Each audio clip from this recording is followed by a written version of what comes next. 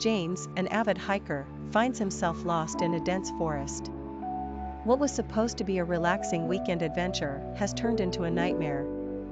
His map is useless, his phone is dead, and the sun is beginning to set. Panic starts to set in as he realizes how truly alone he is. As darkness creeps in, James stumbles through the trees, calling for help that never comes.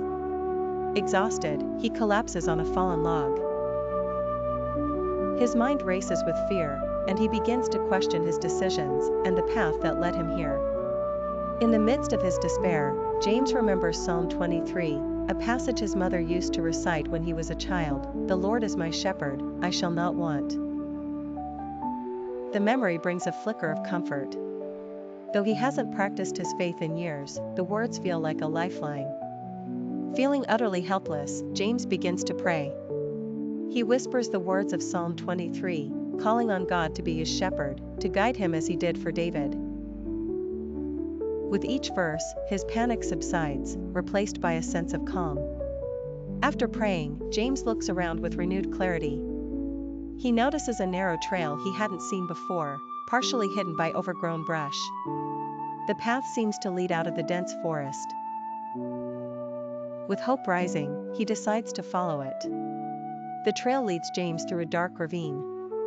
Every rustle of leaves makes his heart race, but he repeats the psalm in his head, "Though I walk through the valley of the shadow of death, I will fear no evil." His faith sustains him, guiding him through the fear. As James walks, he notices signs of civilization, discarded food wrappers, faint footprints. He knows he's heading in the right direction. For the first time in hours, he feels hope blooming within him.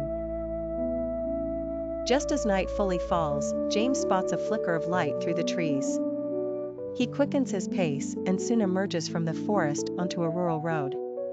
In the distance, a small cabin glows warmly. Relief floods his body. The cabin belongs to a kind old man who welcomes James in without hesitation.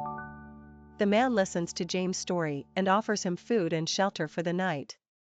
As they sit by the fire, the old man shares his own faith journey, reaffirming the power of Psalm 23 in his life. The next morning, James wakes with a sense of renewal. The fear and uncertainty he faced have transformed into gratitude and clarity. As he walks back to his car, he whispers the final lines of Psalm 23, "Surely goodness and mercy shall follow me all the days of my life." He realizes that, like a shepherd, faith had guided him safely home, not just from the forest, but from his own disorientation in life.